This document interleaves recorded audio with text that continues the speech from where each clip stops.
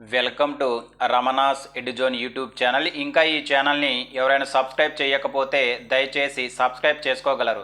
మనము ఈ చిన్న వీడియోలో అష్టాదశ పురాణంలో ప్రస్తావించబడినటువంటి కొన్ని ముఖ్యమైనటువంటి విషయాలను మనము ఎగ్జామినేషన్ పాయింట్ ఆఫ్ వ్యూలో చర్చించుకుందాం. అందులో భాగంగా గమనించినట్లయితే వేదాలు వేదంగాల యొక్క గొప్పతనాన్ని గురించి వర్ణించే పురాణం ఏంటంటే మనకు నారద పురాణం అని గుర్తుపెట్టుకోవాలి. సో నెక్స్ట్ క్వశ్చన్ కానీ గమనించినట్లయితే కృష్ణుడు వినాయకుడు మొదలైన దేవతలను పూజించే మార్గాల గురించి ప్రస్తావించిన పురాణం మనకు బ్రహ్మ వైవర్త పురాణం అని గుర్తుపెట్టుకోవాలి. సో నెక్స్ట్ క్వశ్చన్ కానీ గమనించినట్లయితే వాస్తుశాస్త్రము, రత్నశాస్త్రము, చరిత్ర, సంస్కృతి, వైద్యము మొదలైనటువంటి వివిధ రకాల శాస్త్రాల గురించి ఏ పురాణంలో ప్రస్తావన ఉందంటే మనకు అగ్ని పురాణం అని గుర్తుపెట్టుకోవాలి. సో నెక్స్ట్ కానీ గమనించినట్లయితే లలిత సహస్రనామం చాలా ఇంపార్టెంట్. మనకు ఇక్కడ లలిత సహస్రనామం గురించి ఏ పురాణం చెప్పబడింది అంటే మనకు అష్టాదశ పురాణంలో చిట్ట చివరి పురాణమైనటువంటి బ్రహ్మాండ పురాణంలో మనకు ఈ లలిత సహస్రనామం గురించి వర్ణించినట్లుగా మనం గుర్తుపెట్టుకోవాలి. సో నెక్స్ట్ క్వశ్చన్ మనం గమనించినట్లయితే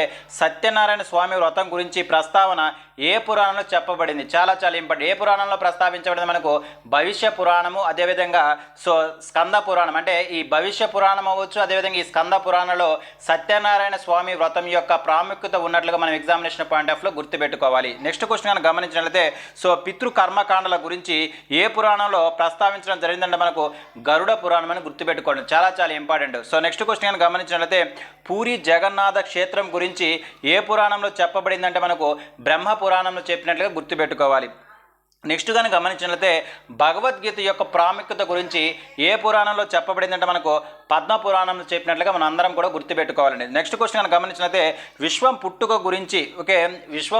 గురించి తెలియజేసే పురాణం వచ్చేసరికి మనకేంటిది లింగ పురాణం అని గుర్తుపెట్టుకోవాలి. మనకి ఇక్కడ లింగ పురాణంలో విశ్వం యొక్క పుట్టుక గురించి చెప్పినట్లుగా మన ఎగ్జామినేషన్ పాయింట్ ఆఫ్ లో గుర్తుపెట్టుకోవాల్సినటువంటి అవసరం ఇక్కడ ఎంతైనా ఉన్నది. సో నెక్స్ట్ క్వశ్చన్ కానీ గమనించినట్లయితే మరణాంతరము నరకంలో విధించే వివిధ రకాలైన శిక్షల గురించి తెలిపే పురాణం ఏంటంటే మనకు గరుడ పురాణం అని మన అందరం కూడా గుర్తుపెట్టుకోవాలి. నెక్స్ట్ క్వశ్చన్ కనుక గమనించినట్లయితే అన్ని దానాలే కల్లా అన్నదానం మిన్న అని ఏ పురాణము చెప్తుందంటే మనకు బ్రహ్మ పురాణం అని గుర్తుపెట్టుకోవాలి. సో నెక్స్ట్ ఏంటంటే మనకి ఇక్కడ గయా క్షేత్రం గురించి విపులంగా ఏ పురాణం వర్ణిస్తుందంటే మనకు ఇక్కడ వాయు పురాణం అని గుర్తుపెట్టుకోండి. చాలా ఇంపార్టెంట్. సో నెక్స్ట్ క్వశ్చన్ మనం గమనించినట్లయితే పరమశివుని లీలలకు సంబంధించినటువంటి ప్రవరుని స్వాగతం అనే కథ ఏ పురాణంలో ఉందంటే మనకి ఇక్కడ మార్కండేయ పురాణంలో ఉన్నట్లుగా మనం గుర్తుపెట్టుకోవాలి.